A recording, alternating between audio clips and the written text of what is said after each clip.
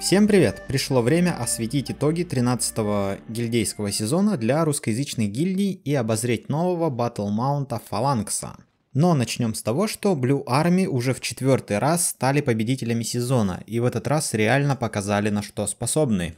Не просто заняв первое место основой, но и выведя на второе место свою академку. Это просто фееричный результат, и лично я даже не припомню, чтобы кому-нибудь за всю историю игры удавалось хоть что-то подобное. Но давайте все-таки перейдем к нашим гильдиям. И в этот раз все гораздо хуже, чем в предыдущие 7 сезонов. Несмотря на то, что в Diamond вышло 12 гильдий, и это, кстати, абсолютный рекорд по количеству коллективов в высшей лиге, на этот раз в ней нет ни одной русскоязычной гильдии.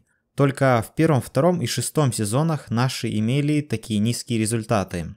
Понимаю, что этому есть серьезные причины и объективные обоснования со стороны топ-гильдий.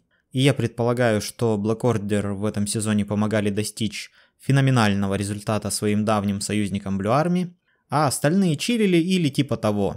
Но все равно результат удручающий. Хотя, возможно, в Золотой Лиге окажется большая часть Рукома. Давайте проверим. И лучшей гильдией в Рукоме, и 16-й в общем зачете в этот раз оказалась Аннексия.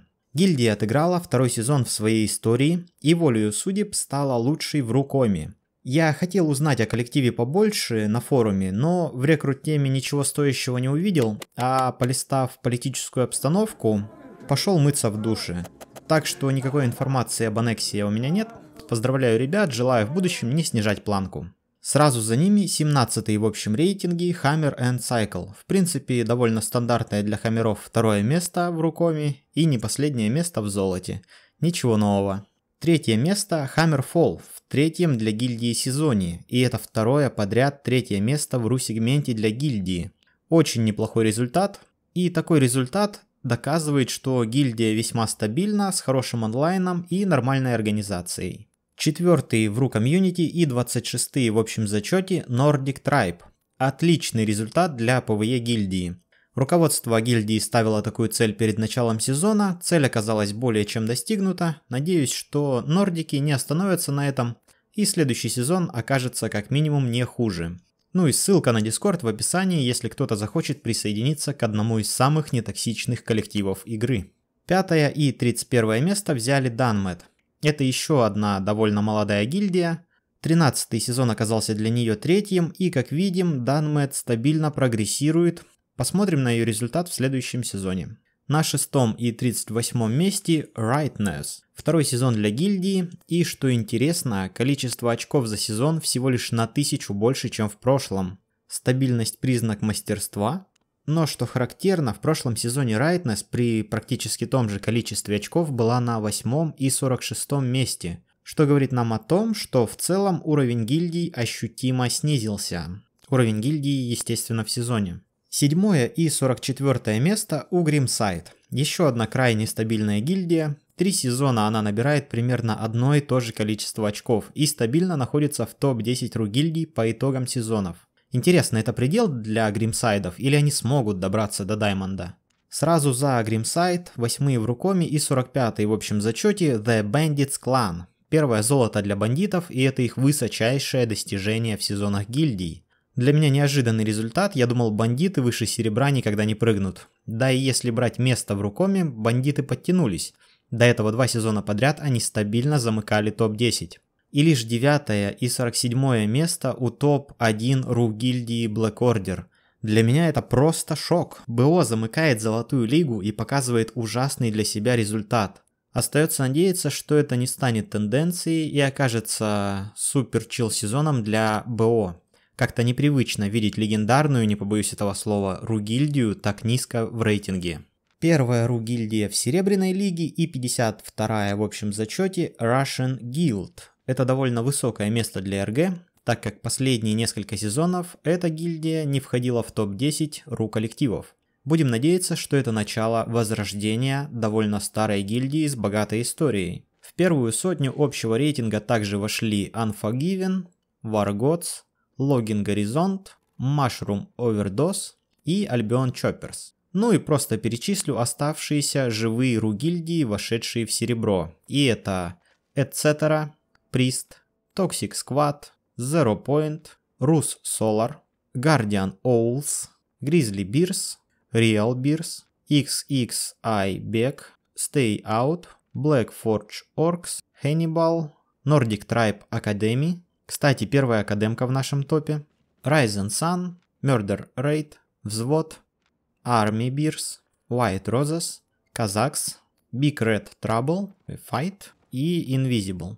По итогам можно сказать, что несмотря на прогресс некоторых гильдий, итоги сезона для Рукома ужасны.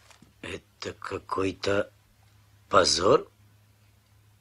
Мало того, что никто не вошел в Хрустальную лигу, так и в золоте оказалось всего 9 гильдий. В прошлом сезоне в золото вошли 6 коллективов, но в Даймонде тогда было целых 2 гильдии. То есть в 13 сезоне Ру Комьюнити пожертвовала Даймондом ради попадания в золото одной гильдии, что, на мой взгляд, неравноценная замена. В серебре нынче 28 гильдий, в 12 сезоне их было 24, среди них 6 гильдий из первой сотни, как и в прошлом сезоне. Остальные, очевидно, расположились во второй и третьей сотнях. Это говорит о том, что в целом общий уровень ощутимо просел. Надеюсь, что в следующем коротком сезоне старички и новички сумеют активизироваться и вновь показать силушку богатырскую. А теперь посмотрим на нового Battle Mount, жука Фаланкса. Как говорит нам описание, это бронированное средство передвижения, специализирующееся на отражении атак врага.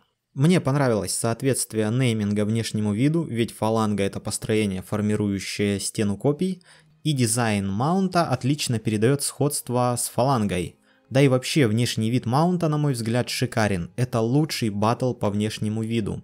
Посмотрите, как великолепно проработан панцирь, камни с выкачкой на гранях, массивные бойницы с высунутыми копьями и мощными заклепками, запасные копья по бокам, лестница и люк на корме, гильдейские значки на передней части и топор рядом со свернутым куском ткани на задней. Все это лично меня приводит в восторг. Столько органичных деталей, привязанных к используемым скиллам и просто логичных. И мало того, что Фаланкс выглядит круто, он еще и анимирован великолепно. Посмотрите, как он движется, как переваливается в такт шагов, как подскакивает во время движения люк. При переходе на галоп маунт как будто опускается, делаясь похожим на болид, и во время движения начинает меньше раскачиваться, что весьма реалистично. Те, кто катался на лошади верхом, подтвердят, что во время галопа вас гораздо меньше раскачивает. Ну и люк начинает гораздо усиленнее и ритмичнее раскачиваться. Но не только галоп великолепно анимирован, скиллы тоже при применении сделаны отменно. Маунт принимает разное положение, ваш персонаж либо прячется в башню, либо гордо взирает на окружающих врагов, которые получают ураганный копейный обстрел. В общем, внешний вид просто огонь. Уже ради этого его стоит купить. Но перейдем к параметрам и скиллам. Фаланкс имеет весьма средние параметры. На 1000 меньше здоровья, чем у толстых Бастиона, Джаггернаута и Жука. Резисты к физическому и магическому урону довольно высокие, но далеко не топовые, так что Фаланкс будет слабоват в роли танка. Однако у него очень высокое сопротивление контролю. Превосходит всех батлов последних сезонов и немного уступает боевому мамонту по этому параметру. По скорости передвижения Фаланкс на уровне Джаггернаута и имеет бонус в 10%. Таким образом, он быстрее Бегемота, Энта и Мамонта, но проигрывает в скорости Каньеду, Бастиону и Орлу. В общем, по всем параметрам новый маунт крепкий середнячок. Перейдем к скиллам. Начнем, как обычно, со стандартного галопа, тут ничего нового. Умение дает увеличение скорости передвижения на 120%, накладывает безмолвие во время движения и в течение 4 секунд после отмены умения. Галоп также отменяется при получении урона.